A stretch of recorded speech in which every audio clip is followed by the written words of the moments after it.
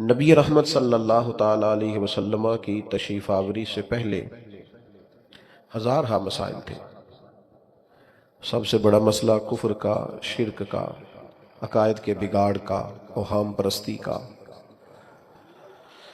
بے بنیاد باتوں کے وجود کا، پھر عورتوں کے ساتھ ظلم، غلاموں کی بڑی خستہ حالی، حقوق کی پامالی، ہر طرف آزمائش ہی آزمائش تھی۔ اور صدیاں بیت گئی تھیں، آسمان کا زمین سے رابطہ نہیں ہوا تھا۔ اتنے سارے مسائل کے بعد جو آسمان کا زمین سے پہلا رابطہ ہوتا ہے اور جو پہلی وحی نازل ہوتی ہے، اس کو ذرا سمجھیے گا۔ نہ تو وہ بظاہر توحید کی بات کرتی ہے، نہ عورتوں کے حقوق کی بات کرتی ہے، نہ غلاموں کی بظاہر داد رسی کی بات کرتی ہے۔ پہلا رابطہ صدیوں بعد جو آسمان کا زمین سے ہوتا ہے، اور غار حرا کے نورانی ماحول میں جو پہلی وحی نازل ہوتی ہے، وہ کوئی اور بات نہیں کرتی، وہ یہ بات کرتی ہے کہ اقرا، پڑھو، اقرا بسم ربک الذی خلق، اس رب کے نام سے پڑھو جس نے تمہیں پیدا کیا، جس نے پیدا کیا اس کے نام سے پڑھو۔ میں نے عرض کیا مسائل کئی دفعہ زیادہ ہوتے ہیں پر حل ان کا ایک ہی ہوتا ہے۔ وہ جہالت تو عقیدہ توحید کے معاملے میں ہو معاذ اللہ، تعظیم رسالت کے معاملے میں ہو معاذ اللہ، وہ جہالت اولیاء اللہ کے مقام و مرتبے کو سمجھنے کے معاملے میں ہو، وہ حقوق ادا نہ کرنے کا مسئلہ ہو، ان ساری جہالتوں کا ایک ہی حل ہے کہ علم کو فروغ دیا جائے۔ آپ کسی کمرے میں چلے گئے، کمرے میں اندھیرا تھا، آپ جب اس کمرے میں داخل ہوئے تو آپ نے محسوس کیا کہ اس میں بہت سارے موذی جانور جمع ہو گئے، بچھو بھی ہے، چھپکلی بھی ہے، سانپ بھی ہے، کھٹمل بھی ہے، ڈھیر سارے جانور اس میں جمع ہیں۔ تو اگر آپ اندھیرے کے بیچ رہ کے ان سارے جانوروں کو پکڑنا چاہیں یا مارنا چاہیں تو نہیں پکڑ سکتے۔ ہو سکتا ہے کہ کوئی جانور آپ کو تکلیف دے، جانور بہت سارے ہیں، کمرے کے اندر مسائل بہت زیادہ ہیں، لیکن ان کا حل ایک ہے کہ آپ کمرے میں اجالا کر دیں، آپ ٹیوب لائٹ روشن کریں، صحیح، آپ کو بہت سارے جانور تو ویسے ہی بھاگتے ہوئے نظر آئیں گے، دوڑ جائیں گے، وہ نکل جائیں گے۔ آپ کو پتہ ہے ظالم وڈیرا اور جاہل پیر یہ اپنے ہاں ادارہ نہیں بننے دیتے، اس لیے کہ ظالم وڈیرا بھی سمجھتا ہے کہ اگر غریبوں کے بچے تعلیم پا گئے تو میرے جانوروں کو چارہ کون ڈالے گا، اور جاہل پیر بھی اپنے آستانے پر ادارہ نہیں بننے دیتا، اسے بھی پتہ ہوتا ہے کہ اگر یہ لوگ تعلیم پا گئے تو پھر میرے ہاتھ پر بیعت نہیں ہوں گے، انہیں سمجھ آ جائے گی۔ بہت سارے لوگ جہالت کے اس لیے سپورٹر ہوتے ہیں کہ ان کا کام ہی اندھیرے میں چلتا ہے۔ اب کوئی مجھ سے ناراض نہ ہو جائے تو مجھے یہ جملہ کہہ لینے دیں کہ ڈاکوؤں کو اندھیرا پسند ہی بڑا ہوتا ہے، انہوں نے لوٹنا ہوتا ہے تو انہیں اندھیرا بڑا پسند ہوتا ہے۔ اور میرے امام کا جرس بھی ہے، وہ کہتے ہیں سونا جنگل رات اندھیری، چھائی بدلی کالی ہے۔ سونا جنگل، اچھا میں اب آپ سے یہ تو نہیں کہتا کہ آپ سارے شعری ذوق پیدا کریں، لیکن ترتیب تو ملاحظہ کریں نا کتنی خوبصورت ہے۔ سونا جنگل رات اندھیری اور چھائی بدلی، یعنی ایک تو حالات ٹھیک نہیں، ایک جنگل سونا ہے، سونا جنگل رات اندھیری اور چھائی بدلی، اللہ کرے آپ کو نہ سمجھ آئے، ایک تو حالات ٹھیک نہیں، یہ پہلے مصرے کا مطلب ہے، اور دوسرے کا مطلب یہ ہے کہ ایک تو حالات ٹھیک نہیں، اوپر سے جن کو کنجی دیا وہ چور ہے۔ ایک حالات ٹھیک نہیں، یعنی سونا جنگل رات اندھیری چھائی بدلی، سونے والوں جاگتے رہنا چوروں کی رکھوالی ہے۔ ایک تو حالات ٹھیک نہیں، اوپر سے رکھوالی چوروں کی ہے، اور یہ جو سونا ہے نا، ایک تو وہ والا سونا ہے نا جو نیند آنے پہ سونا ہے، اور ایک وہ والا سونا ہے جو قیمتی بڑا ہوتا ہے۔ تو دونوں کو مشورہ ہے، سونے والے کو بھی مشورہ ہے، اور جس کے پاس سونا ہے نا، ایمان کا سونا، اس کو بھی مشورہ ہے کہ سونا جنگل رات اندھیری چھائی بدلی کا، او سونے والوں جاگتے رہنا چوروں کی رکھوالی. فروغ علم. میں بڑی درد دل کے ساتھ ایک بات کروں گا، عوام بھی علم کو سپورٹ نہیں کرتی. ہمارا مزاج علمی نہیں، سننے سنانے کا مزاج ہے، سیکھنے سکھانے کا نہیں. مزاج کچھ اس طرح کے بن گئے ہیں، وہ تنکوں کا سہارا ڈھونڈتے پھرتے ہیں. بابا جی سے تعویذ مل جائے، کوئی دو ایک پھونکے کوئی مار دے. اور اتنے زیادہ آستانوں کے بورڈ لگے ہوئے ہیں کہ کسی شہر میں گنے نہیں جا سکتے کہ اب کتنے کو پیر ہیں. لیکن فروغ علم میں کردار کیا ہے؟ کتاب و سنت کی ترویج میں ان لوگوں کا کتنا کو جد و جہد کا حصہ ہے. کام نہیں کرتے علم کو. آپ کی آنے والی ساری نسلیں تبھی بچیں گی جب وہ علم کے زیور سے آراستہ ہوں گی. اگر ہم سپورٹ کرنے لگ جاتے نا علم کو، حالات کچھ اور ہوتے. اپنے بچوں کو مزاج، اور پھر ہمارے ہاں تو باقاعدہ پراپوگنڈا کیا جاتا ہے، وہ پڑھ لکھ کے کیڑا نوکری ملنی. وہ خدا کے بندے، پڑھنا لکھنا نوکر بننے کے لیے؟ پڑھ لکھ کے تو بندہ شہنشاہ بن جاتا ہے. آپ پڑھ لکھ کے نوکری کرنی ہے، پڑھ لکھ کے بادشاہی کریں گے، نوکری کیوں کرنی ہے؟ تو کوئی اس لیے پڑھنا لکھنا ہے. میں چند ایسے کسانوں کو جانتا ہوں جو پڑھے لکھے ہیں تھوڑے سے، لیکن انہوں نے زمین کا سینہ چیر کے اس طرح کا رنگ بدلا ہے، انہیں سمجھ آ گئی ہے کہ اصل یہ کام کس طرح کرنا ہے.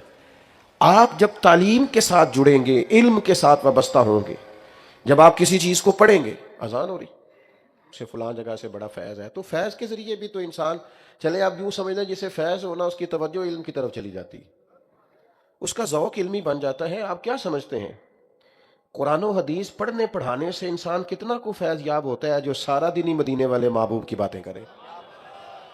اس پر کتنا کو وہ رنگ چڑھتا ہے، کتنی کو وہ خصوصیت چڑھتی ہے. وہ کبھی قرآن مجید کی آیات کی تفسیر کر رہا، کبھی احادیث مبارکہ کی شرح کر رہا، کبھی وہ تطبیق پیدا کر رہا، کبھی وہ اس سے مسائل اخذ کر رہا، کبھی وہ کسی طرح سے کسی چیز کو سمجھا رہا. علم کا ذوق ہو. میں آپ کی خدمت میں عرض کروں گا، تھوڑی تھوڑی نا طبیعت بنائیں، آپ سیکھنا شروع کریں. یہ بڑا خوبصورت کام ہے. بندے کو شوق لگ نہیں جاتا، یہ شوق لگائیں پڑھنے پڑھانے کا. اعلیٰ حضرت رحمۃ اللہ علیہ سے جب کسی نے پوچھا کہ علم کے ذرائع کیا ہیں، تو فاضل بریلوی رحمۃ اللہ علیہ نے فرمایا باقاعدہ کسی عالم کے پاس بیٹھنے سے بھی علم آتا ہے، افواہ رجال سے بھی علم آتا ہے، صحبت علماء سے بھی علم آتا ہے. آپ آئیں جائیں بیٹھیں، مسائل پوچھیں، کچھ وقت گزاریں. میں نے بہت سارے ایسے لوگ دیکھے ہیں جو علماء کی صحبت میں رہتے ہیں، بڑی سنجیدہ گفتگو کرنے لگتے ہیں، ان کو چیزوں کی سمجھ آنے لگ جاتی ہے، چیزوں پر غور کرنے لگ جاتے. تھوڑا تھوڑا ذوق بنائیں. اگر آپ بالغ ہو گئے تو مسائل نماز کو سیکھیں. اچھا آپ یقین کریں، ہر کام کا ایک ذائقہ ہوتا ہے، یہ مسائل سیکھنے کا بھی ایک ذائقہ ہے. یہ آپ کبھی پیدا تو کریں، آپ کو مزہ آئے گا. یہ بڑا لطف ہے. ہم نے دیکھا ہے لوگ ایک دوسرے کو سوال بھیجتے ہیں، مسئلہ پوچھتے ہیں، کہتے ہیں جناب اس پہ یہ رائے بھی ہے، اس پر فلاں امام کا یہ قول بھی ہے. یہ بھی ایک مزیدار کام ہے. اس سے بڑا لطف آتا ہے. مسائل نماز سیکھیں، آپ حقوق العباد کا علم سیکھیں. یہاں علماء بیٹھے ہیں، میں حوالہ بھی کیا پیش کروں. حضور علیہ السلام نے فرمایا انصاب کا علم بھی سیکھو، رشتوں کا علم سیکھو، تمہیں صلہ رحمی کرنے میں آسانی ہو. ہمیں چیزوں کو سیکھنا چاہیے. اور میں بڑی ذمہ داری سے کہا کرتا ہوں، پھر عرض کرتا ہوں، اگر ساری عوام کو پتہ چل جائے نا شادی سے پہلے کہ 3 طلاقیں اکٹھی دینے سے طلاق واقع ہو جاتی ہے، پر سارے بچوں کو رٹایا جائے شادی سے پہلے، تو بہت سارے گھر ٹوٹنے سے بچیں. لیکن ہم کیا کریں، ہم نے یہاں بھی رٹے رٹائے موضوع بیان کرنے ہوتے ہیں، یہاں بھی مہینے کے حساب سے جمعہ ہوتا ہے. لوگ اس طرف تو آتے نہیں کہ قوم کو باشعور کیا جائے. مسائل سیکھیں. آپ شادی سے پہلے اگر میاں بیوی کے حقوق بچوں کو سکھانے میں کامیاب ہو جائیں جو کتاب و سنت میں، میں آپ کو بڑے وثوق سے کہہ سکتا ہوں کہ گھروں کی ڈھیر ساری لڑائیاں ختم ہو. شعور بیدار ہو کہ میرے ذمہ تو یہ ڈیوٹی ہے. ہم سیکھتے نہیں.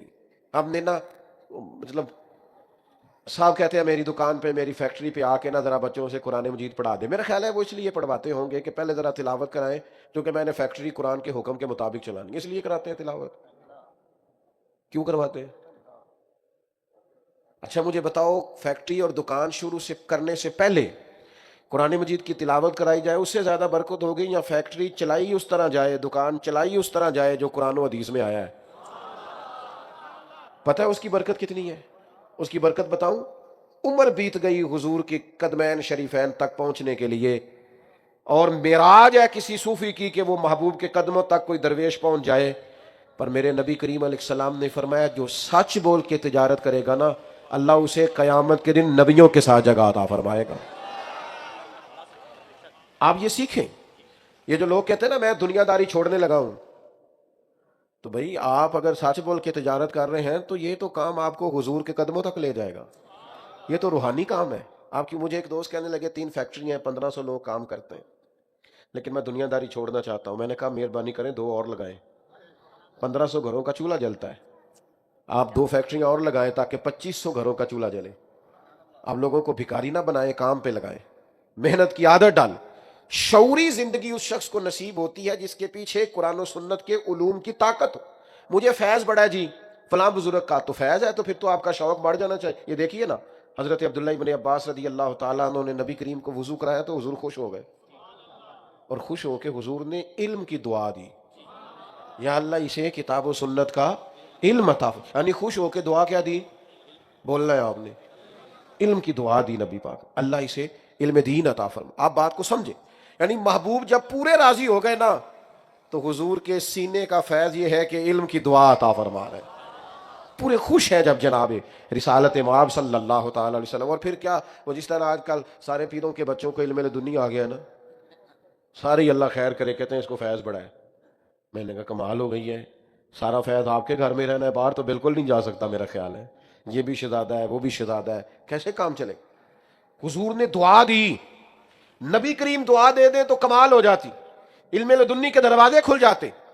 لیکن اس سے کیا ہوا؟ حضرت عبداللہ ابن عباس کو شوق علم پیدا ہوا، پھر وہ ایک ایک صحابی کے دروازے پہ گئے اور ان سے جا کے کہا میں نے سنا ہے آپ کے پاس محبوب کی چند احادیث ہیں، میں سماعت کرنے کے لیے آیا ہوں۔ اب تو ہمارے ہاں تو رواج اب بڑا کم ہو گیا ہے، مفتی صاحب جانتے ہیں،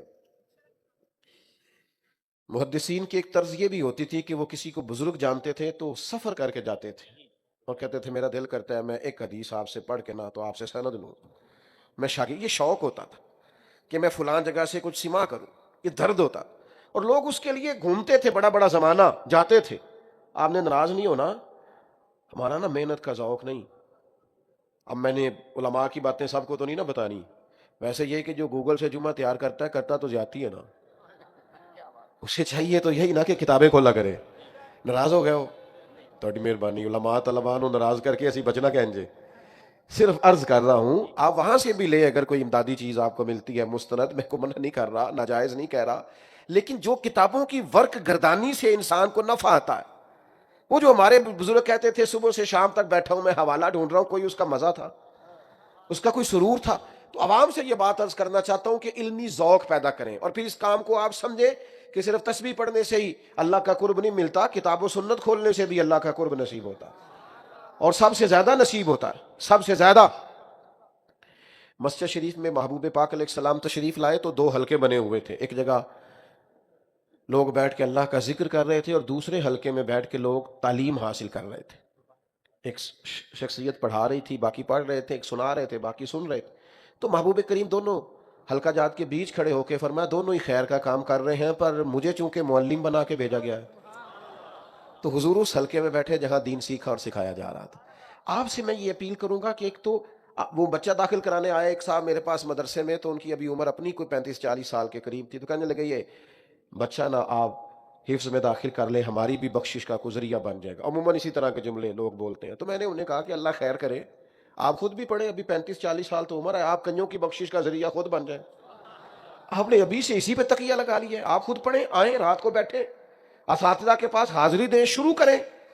تو میں آپ کی خدمت میں عرض کروں گا کہ آپ جس عمر میں بھی ہیں، کسی نے دیکھنا تو میں دکھاؤں گا جس شخص نے 65 سال کی عمر میں قرآن مجید حفظ کیا ہے، اللہ نے تو اسے آسان کر دیا یاد کرنے والوں کے لیے۔ ہم نے ایسے لوگ دیکھے جنہوں نے 40 سال میں پڑھنا شروع کیا کتابوں۔ آپ آئیں، کتاب و سنت سے جڑیں، علوم کو دیکھیں، آپ کو ایک عجیب سا نظارہ آئے گا جب آپ بہیں گے نا اس رستے میں قرآن مجید کی۔ وہ کیا کہا تھا حضرت عبداللہ ابن عباس نے کہ اب تو میرے اونٹ کی نکیل بھی گم ہو جائے نا۔ وہ بندے کا نا جس سے پیار ہو جائے دکھ سارے اسی کو سناتا ہے نا، پتہ ہوتا ہے نا بچے کو کہ مطلب میں نے سارا کچھ اماں سے ہی کہنا ہے۔ چلو تہاڈی نہیں گل کردا، اساں تے جیڑی گل ابا جی نو منانی ہوندی سی وہ بھی اماں جی نہ کری دی سی۔ یہ بھی ہوتا تھا بچپن میں کہ والدہ ذرا اماں نو ذرا راضی کرنا سوکھا ہے نا، جلدی ہو جاتی ہیں، بلیک میل بھی جلدی ہو جاتی ہیں۔ جلدی ابا جی سے بھی جو منوا، تو بچے کا پتہ ہوتا ہے کہ میری ساری دلچسپیاں ہی ماں سے۔ حضرت عبداللہ ابن عباس نے اس طرح قرآن مجید سے دلچسپی قائم کی، اس طرح وابستگی ہوئی، اور میں کہوں گا اتنی دل بستگی ہوئی کہ پھر کہنے لگے میرے اونٹ کی نکیل بھی گم ہو جائے تو میں کسی اور کو دکھ نہیں سناتا، قرآن سے پوچھتا ہوں، قرآن ہی مجھے بتا دیتا ہے۔ تو جڑو نا اللہ رسول کے کلام کے ساتھ، آؤ نا میرے بھائی، اس رستے کے مسافر بنو۔ باتیں جو کہ زیادہ نہیں کرنی، جتنا سیکھنا ہے وہ بحث کے لیے نہیں سیکھنا، عمل کے لیے سیکھنا ہے۔ ہمارے ہاں نا، مطلب آپ نے ناراض نہیں ہونا، جو 4 مسئلے سیکھتا ہے نا ایک خطیب صاحب سے، وہ دوسری مسجد کے امام سے جا کے بحث شروع کر دیتا ہے، ادھر سے سوال پوچھتا ہے ادھر لڑائی شروع کر دیتا ہے۔ آپ جو سیکھیں عمل کے لیے سیکھیں۔ میں ایک طالب علم ہوں، اور میں کوئی ایسی بات نہیں کرنا چاہتا جس سے محسوس ہو کہ میں کوئی بزرگانہ گفتگو کر رہا ہوں، یہاں علماء بیٹھے ہیں، لیکن میں نے اپنی زندگی جتنی گزاری ہے اس کا نچوڑ آپ کو عرض کرتا ہوں۔ جب بندہ علم پر عمل کرتا ہے تو سکون بڑا آتا ہے، اسے محسوس نہیں ہوتا کہ میں 2 کشتیوں کا مسافر ہوں، الجھا ہوا نہیں رہتا۔ اس کی جو عملی زندگی ہے نا، وہ اس کے دل کو ٹھنڈا کرتی ہے۔ جب انسان بہت زیادہ علوم سے واقف ہو، بڑی باتیں کرنی آتی ہوں، بڑا سمجھدار ہو، سب لوگوں سے کہتا ہو کہ میں بڑا باشعور ہوں، لیکن عمل کے حساب سے زیرو ہونا، تو سب سے زیادہ وہ خود تکلیف میں ہوتا ہے۔ اس کی گفتگو دیوانوں کی گفتگو ہوتی ہے، کیونکہ وہ صرف گفتگو کا قائل ہے۔ آپ جو پڑھیں، جو سیکھیں، پھر اس پر عمل کریں، اپنی زندگی عمل والی گزاریں۔ مفتی صاحب کے بارے میں بہت سارے لوگ بڑی ساری باتیں کرتے ہیں۔ مجھ سے ایک صاحب نے کہا مفتی صاحب کے پاس آپ اکثر ہی چلے جاتے ہیں، تو میں نے کہا باقی وہ عالم کتنے ہیں، فاضل کتنے ہیں، یہ تو علماء صاحب لگائیں گے، میرا ان کے بارے میں صرف اتنا تجزیہ ہے کہ مفتی صاحب شریف آدمی ہے۔ اب یہ دیہاتی سا تجزیہ ہے، تو مطلب یہ کہ آپ اس کا کوئی بھی مطلب نہ نکالیے گا، باقی بھی سارے شریف ہی ہیں۔ عرض کرنے کا مقصود یہ ہے کہ بعض لوگ اپنی مزاج میں ایک نفاست رکھتے ہیں، ان کی طبیعت میں ایک ٹھہراؤ ہوتا ہے، بعض لوگوں کے دلوں میں نرمی ہوتی ہے، رقت ہوتی ہے۔ جب آپ بہت باشعور ہو نا، پھر آپ کو بہت زیادہ وزادار بھی ہونا پڑتا ہے، آپ کو اپنا عالمانہ وقار بھی قائم رکھنا ہوتا ہے۔ ابھی تھوڑی دیر پہلے میں ایک جگہ پہ عرض کر رہا تھا کہ اگر کوئی اونچی کرسی پہ بیٹھتا ہے نا، تو پھر اسے تھوڑا سا، جنہاں نے پر کے سر تے چایا پھر قدم رکھن ڈر ڈر کے، پھر انہیں محتاط بھی زیادہ ہونا چاہیے۔ آپ کا دعویٰ پیشوائی اور مقتدائی کا ہے، تو پھر بھائی آپ کا تقویٰ بھی تو شاندار ہونا چاہیے۔ آپ اس لیول کے ہوں، معیار ہو، آپ نے اگر کچھ پڑھا ہوا ہے، آپ باشعور ہیں، پھر اس پر عمل کریں۔ آپ گفتگو نہ سنائیں کہ جناب وہ میں تو فلاں ڈگری رکھتا ہوں، تو میں تو جناب BBA کیا ہوا ہوں، تو میں تو MS ہوں۔ ٹھیک ہے آپ ہوں گے، لیکن آپ کا اٹھنا بیٹھنا بتائے گا آپ کتنے تعلیم یافتہ ہے۔ میں ایک دفعہ فلائٹ میں سفر کر رہا تھا، عمرے کی فلائٹ تھی، تو ایک بزرگ داخل ہوئے، تو اب ظاہر ہے سارے لوگ تو نہیں نہ جانتے، اکثر سفر نہیں کرتے عمرہ شریف کا سفر، بہت سارے لوگ دیہاتی بھی کرتے ہیں اور کئی دفعہ پہلا بھی ہوتا ہے۔ تو جس طرح ان کو اندر آئے، جو سیٹ خالی دیکھی اس پہ بیٹھ گئے، تو وہ عملہ جہاز کا ان کو اٹھانے لگا کہ آپ یہاں سے اٹھیے اور سیٹ نمبر جو ہے آپ کا، اس کے مطابق آپ اپنی نشست پہ تشریف لے جائیے۔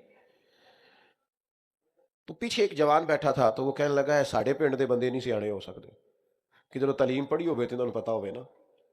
تو میں نے پیچھے پلٹ کے دیکھا، میں نے ان سے کہا بزرگ آپ کے گاؤں کے ہیں؟ کہنے لگے ہاں۔ تو میں نے کیا تعلیم ہے آپ کی؟ تو انہوں نے کوئی ماسٹر کی ڈگری بتائی۔ تو میں نے کہا اس وقت آپ کے ہاتھ میں ڈگری ہوتی تو پکڑ کے پھاڑ دیتا میں۔ اگر آپ کو پتہ چل گیا تھا یہ آپ کے گاؤں کے ہیں، بیچارے سادہ ہیں، تو پھر تو آپ کو اٹھ کے ان کو پکڑ کے لانا چاہیے تھا، پھر تو آپ کو ان کو نشست پہ بٹھانا چاہیے تھا، سیٹ بیلٹ اپنے ہاتھوں سے باندھنا چاہیے تھا، پانی کی بوتل پیش کرنی چاہیے تھی، اور یہ کہنا چاہیے تھا بزرگوں میں فلاں جگہ بیٹھا ہوں، ضرورت پڑی تو آواز دے لیجیے۔ یہ سکھایا آپ کو؟ یہ تو آسان کام ہے کسی کو جاہل کہہ کے جان چھڑانا، تو آسان ہے، لیکن میرے نبی کریم کا کمال یہ ہے کہ حضور نے جاہل کہہ کے لوگوں کو چھوڑا نہیں، بلکہ پکڑ کے عالم بنا دیا ہے، مقتدا اور پیشوا بنا دیا ہے۔ خود نہ تھے جو راہ پر، اوروں کے رہبر بن گئے، خود نہ تھے جو راہ پر، اوروں کے ہادی بن گئے۔ وہ کیا نظر تھی جس نے مردوں کو مسیحا کر دیا، وہ کیا نظر تھی جس نے مردوں کو مسیحا کر دیا۔ تو شعور بانٹیں، شعور۔ اگر آپ بہت پڑھے لکھے ہیں اور آپ کے ماں باپ ان پڑھ ہیں، تو پھر آپ کے حوصلے کا پتہ چلے گا، پھر آپ کے حوصلے کا پتہ چلے گا۔ امام اعظم سے بڑی مثال میں کہاں سے لاؤں؟ ایک خطیب تھے، ایک وائز تھے بغداد کے، کوفہ کے، تو امام صاحب کی اماں امام صاحب سے کہا کرتی ان سے جا کے مسئلہ پوچھ کے آئے، تو امام صاحب کہتے ہو تو میرا شاگرد ہے، تو کہتی نہیں آپ اسی سے پوچھیں، کئی لوگ معروف ہو جاتے ہیں نا، انہی سے پوچھیں۔ تو امام صاحب اپنی یہ ہے علم، کہ قرآن نے کہا اف نہیں کرنا تو نہیں کی، ضد نہیں کی. گئے جا کے اس شخص سے کہا جناب مسئلہ بتائیے، تو وہ کہنے لگے استاد جی میں نے مسئلے بتانے، مسئلہ تو آپ نے بتانا ہے. تو فرمانے لگے میری اماں چونکہ آپ پہ مطمئن ہوتی ہے تو اس سوال کا جواب میں آپ کو بتاتا ہوں، پھر آپ مجھے بتائیں. تو پھر آپ کا نام لے کے میں اپنی امی کو بتاؤں گا. یہ ہے علم کا کمال کہ آپ اپنوں کے لیے پھر نرم دل ہو جائیں، پھر آپ کا رنگ اور ہو جائے، پھر طرز زندگی اور ہو جائے. تیسری اور آخری بات آپ کی خدمت میں یہ عرض کرنی ہے، اتنی بڑی تعداد میں آپ یہاں جمع ہیں، اتنے سارے لوگ آپ یہاں آئے ہیں. اب ہمیں نا کتاب و سنت کے مطابق اپنے آپ کو ڈھال لینا چاہیے. نماز فرض ہے، میرا خیال ہے اس کے لیے بندے کا گریجویٹ ہونا ضروری تو نہیں ہے، تو پیدائشی نہیں پتا ہوتا کہ فرض ہے. بولے سب کو پتا ہے نا فرض ہے. میرا خیال ہے جس نوکری پہ جاب پہ جا کے آپ بیٹھتے ہیں، پہلے آپ کو اس کے لیے پی ایچ ڈی کا مقالہ نہیں لکھنا پڑتا کہ یہاں میرے لیے حلال کیا اور حرام کیا. یہ فطرتاً نہیں پتا ہوتا بندے کہ درست کیا ہے نا درست. عمل کیوں نہیں کرتے؟ کتنی کو تقریریں ہم نے سننی ہیں زندگی میں، اس قدر زیادہ مزید ہمیں نصیحتوں کی ضرورت ہے. ہمارے بزرگ تقریریں بڑی کام کرتے تھے. حضور مفتی اعظم ہند چند ایک بیانات، اعلیٰ حضرت رحمۃ اللہ علیہ کبھی گفتگو کرتے تو کتاب سے دیکھ کر، ان کے عمل سے لوگوں کو پتہ چل جاتا تھا کہ مسئلہ شرعی کیا ہے. ان کے کردار و عمل سے پیران مشرق کے خاموش، کوئی حضرت بایزید بستامی فرمایا کرتے جس نے ہماری خاموشی سے کچھ نہیں سیکھا اس نے پھر ہماری گفتگو سے کیا سیکھنا. مسلمان دوستو اب اشاروں کی باتیں سمجھو. جو فلسطین کے ساتھ ہو رہا ہے کسی سے پوشیدہ نہیں ہے، جو کشمیریوں کے ساتھ سالوں سے ہو رہا ہے کسی سے ڈھکا چھپا. نسلیں بدل گئیں پر ظلم نہیں بدلا. لوگ قبروں میں دکھ لے کے چلے گئے لیکن ان کے لیے کوئی مسیحا اٹھ کے نہیں آیا. جو برما کے مجبوروں کے ساتھ ہوا کسی سے ڈھکا چھپا، کتنی کبار لیبیا کٹا ہے، شام سارا یتیموں سے بھرا ہوا ہے. میں کیسے آپ سے بات کروں، کن لفظوں سے آپ کو سمجھاؤں کہ مسلمان جب تک مسلمان بن کے جینا نہیں سیکھتا. ہمارے استاد صاحب فرمایا کرتے تھے دین کا کام مزدوروں کی طرح کرنا، مزدوروں کی طرح مشقت کرنا. یہ مشقت سے کام ہوگا. ہم کوئی عملی جدوجہد ہی نہیں کر رہے. مجھے بتائیے اپنے دین کی ترویج کے لیے، ملک و ملت کی خدمت کے لیے ہم نے کیا خدمات سر. اتنا پیارا ہے ہمیں آرام، پروٹوکول، اپنی زندگی، اپنے آپ سے پیار، اپنے لیے ہر وقت جینا، اپنے حق میں باتیں کرنا. انقلاب کیا آیا؟